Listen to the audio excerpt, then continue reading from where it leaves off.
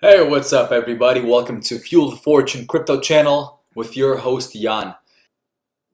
Today is May 31st, 2018, close to summer, and Bitcoin finally had a little bit of a turnaround. The entire crypto market is in the green for the most part, with Tron being the outcast with 0.29% to the downside. So at this point we can take a nice sigh of relief and look at our profits. But of course, take this with a grain of salt because at any point, as you know, Bitcoin and the entire crypto market can turn around. Today, we're going to be discussing a little bit about the current state of the market, where Bitcoin is going, and cover some of the news that has popped up in the recent days with Roger Ver saying Ethereum and Bcash will be taking over Bitcoin. And before we go into the news, let's check out the charts right now. Check out Bitcoin and look at some technical analysis and what are some support and resistance zones where Bitcoin can get up to, where it can turn around, and where we might need to get out of our positions or even add. Now, we're seeing a fairly bullish sign right here with Bitcoin finding support at about $7,000, with this trend line acting as support and the previous support being between $6,400 to $7,500 area, holding the price up right now, currently sitting at $7,450. The pattern right now, an inverted triangle right now, which I drew, is a very bullish pattern, and also sitting in this downward channel that appears to be broken very soon, similar to what we saw right over here. More of a bull pennant because the lines are not straight, but again a very similar formation, which appears that it's going to break out very soon within just the next couple of days, maybe leading into beginning of next week. Mid next week we might see higher numbers. First resistance area would be 79 to 8,000 area. We can draw a line right over here, and the reason is we have previous support potentially turn resistance. If Bitcoin does get up here, it could potentially turn resistance, and if it's not able to go through, it'll come back down to the downside and test the trend line again. However, it seems that everybody's fairly bullish. We're seeing a lot of money being pumped into the markets. Simply looking at news articles, Twitter feed, YouTube, and whatnot, it looks like we're going to see a bit of a bounce here, potentially up to the $8,400 area. Now, one thing that concerns me is everyone on all these social media feeds, YouTube, Twitter, Reddit, I see so many bullish people, and in a 6-month sustained bear market, this is very worrisome, because how a bear market generally ends is with capitulation, despair, everybody thinking that Bitcoin and cryptocurrency is done for. Just like we saw back here in 2015, right here everybody thought Bitcoin is done. That's it, it's over. However, a lot of people were still bullish in this area. They were still hopeful. There was a lot of hopium in the air. And what happened to them is they got wrecked because the floor fell underneath them and we went lower. This is the possibility you need to take into account, given that we are still in a bear market and still trading in this downward bear pennant. You can call it a bear flag, whatever you want to call it. It's still a very bearish formation. And until we break out of it, just like you saw in the thumbnail, we're going to cover what is the level that we know is finally the beginning of the new bull market. And that level is going to be the resistance after this bear pennant. And where we need to get up to and find as support would be the $10,000 area. What constitutes a reversal in the cycle to start a new bull cycle is actually a higher low, and a significantly higher low. Not simply this, okay? This breakout of this bear pennant formation and a retest does not constitute a higher low. we would have to get up over the $10,000 area and make that as support. At that point, I would consider the bear market to be over and the bull cycle to start again. Now, what could potentially happen and why I'm not too excited to jump into the market yet is we're still trading in this bear pennant and the potential to break down is fairly high. And what we're seeing right over here, the two lines I drew, green line as support and red line as a trend line, a very major trend line, and the green line sitting at very major support simply because we have previous resistance turn support and we have a lot of price action right in this area. So a breakdown of this bear pennant, let's say for example, if we come up to the first or second line of resistance, we don't make it out of the triangle and we come back down to test the trend line of this bear pennant. And at this point, remember, every single time, the more times the trend line is tested, the more likely it is to break. This is simply based on technical analysis and what we've seen in the market, both cryptocurrency and regular financial markets. If we see a test of this trend line again, the possibility to drop lower is very, very high. And the next level that we're going to be looking at is the 48 to 49.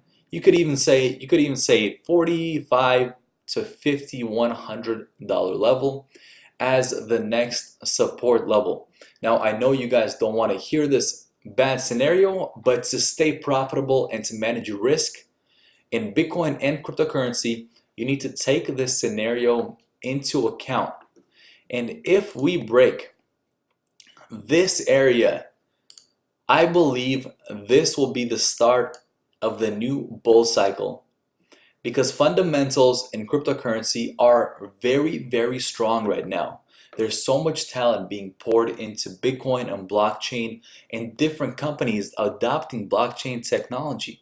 It's just massive, okay? However, what we're gonna see and what potentially we could see is what Roger Ver was talking about. And Roger Ver is an interesting character, the figure behind Bcash, which, however, a cryptocurrency like Bcash with one entity behind it, such as Roger Ver holding the majority of the tokens, does not speak decentralized to me. But that is besides the point. The point is Roger Ver on the flippening that Ethereum will upstage Bitcoin before the end of 2018. Now I want to speak on this really quick because this right here is a very controversial topic, and I know it might irk a lot of you guys to hear that Ethereum may overtake Bitcoin, but the reality is it's been happening for the past 6 months or so, past 6 months to a year, where Bitcoin dominance has been falling from around 90% to 18 to 34% at times, and still currently sitting at about 38%. Now, why would this happen when Bitcoin is the all-dominant coin? I think the potential of this is actually fairly high because when you think about it, Ethereum compared to Bitcoin has a much, much greater use case where all the dApps are being built on this platform to create new projects, new companies, and create new value, whereas Bitcoin is more of a store of value, if you would. And a lot of people are simply using it as this. You know, before in 2017, everybody was saying, hodl Bitcoin, it doesn't matter. All I care about is having more and more and more Bitcoin. But what did we see when, Bitcoin hit 20K and then all of a sudden fell to 6? All those people were quiet, and some were still saying, oh, it doesn't matter as long as I have more Bitcoin. Well, if Bitcoin continues to kind of chop around and fall down and stay in this area, whereas Ethereum, with more and more projects being built on Ethereum, starts to take off, Holding Bitcoin may not be the smart decision. Holding Ethereum may be the right choice here. And this is not financial advice. This is simply a scenario that I want to take into account because the markets change and cryptocurrency is so new that there will be change year after year after year, and nothing will be the same as the previous year. And one very interesting thing I want to take into consideration and show you guys, kind of put into perspective where the cryptocurrency market is in terms of size and how new it is. The cryptocurrency market total market capitalization, that means all the money that is in cryptocurrency, is $330 billion. That's all the money that is in crypto. And the stock of Apple, the total valuation of Apple is just under $1 trillion. That's 3 times the amount of money that cryptocurrency is worth. If you put that into perspective, given that cryptocurrency is worth 1/3 of what one single company is worth, then that tells us that we are still in the infancy stage of cryptocurrency, and the growth potential is immense. It is huge. Okay? If you take into consideration that all the money of a financial market, of a financial system, is worth 1/3 of one American company, we know that there's huge potential to grow. And right now the fundamentals are extremely strong. Now, on the other spectrum of the cryptocurrency market, we do have a little bit of nonsense, something that John McAfee has been starting. And however, even though I think it's nonsense, I think it does help the adoption of cryptocurrency. And what we have here is John McAfee is announcing a McAfee coin as crypto-backed fiat currency collectibles. So we'll go to his Twitter handle right here. John McAfee at Official McAfee has crypto coins for himself. One with him with a couple of girls right there. A McAfee $5 with him on it. One with Jihan Wu on it. One with Brock Pierce. One with Roger Ver. Him and his wife. So given that John McAfee charges upwards of $100,000 for one tweet, who in their right mind would be buying these tokens just based on the amount of money he is asking for tweets and other types of services? Not me, I'll tell you one thing. And even if I had millions of dollars, I would not be buying these. I would not be buying John McAfee coins. This, in my opinion, is for publicity, but potentially could turn into something for McAfee himself. Now, what do we see with Bitcoin and the entire cryptocurrency market in the coming weeks? What is the possibility of actually breaking out of this triangle and continuing the bull cycle? And what is the possibility of breaking down and potentially hitting $5,000? Nobody really knows until we have confirmation. And trading on confirmation will make you the most successful trader or investor. So how would we take this play if we were in Bitcoin or altcoins? In my opinion, if you're going to be taking positions based on where Bitcoin is, because it generally leads the market, if Bitcoin crashes to 7K, which it did, instead of buying Bitcoin, I would buy altcoins.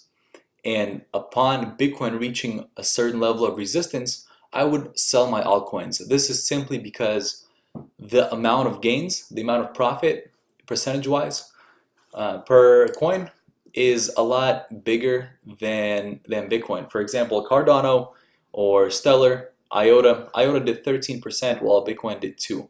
Stellar did 8% while Bitcoin did 2%. So you see the gains here are a lot bigger than Bitcoin. So you can trade simply by looking at where Bitcoin is and taking positions in altcoins and selling them respectively. What could we do here? On confirmation of a break above 8,000, I would be looking at the next level to be $8,500 to take profits on altcoins, and then wait until either we get a confirmation of a break above this trend line and a retest of support, or if we go down and back past 8,000, 8,000 would be the point where I will get out of my positions, sell the Bitcoin and the altcoins that I have, but of course hold some. I am never all out and I am never all in. I like to take the middle path, so I am risk averse and I still profit. If we come down and test this trend line and break, I would potentially short the market and be out of more of my positions, waiting to buy back in around this area. I think this is a very probable scenario, one that could happen, but of course not financial advice, and only trade on confirmation in this area. There is simply no point of trying to take trades, looking at a 2% gain, going, "Woo, yeah, back to Tether." Go back to Tether, then something falls apart, you buy in, you just mess up your trade, and your 2% isn't even profitable anymore. So look at big swings, look on confirmation, and trade accordingly. Let's see what happens in the next couple of days. If you guys want to be notified exactly when I put out new content and put out trade alerts, different news articles about the market, hit the subscribe and hit the like. And if you want to discuss anything or ask a question, I'll be happy to answer or discuss anything in the comments below. I'll make sure to answer each and every one of your questions. Until then, stay tuned for the next video, and I hope to see you guys soon. Cheers.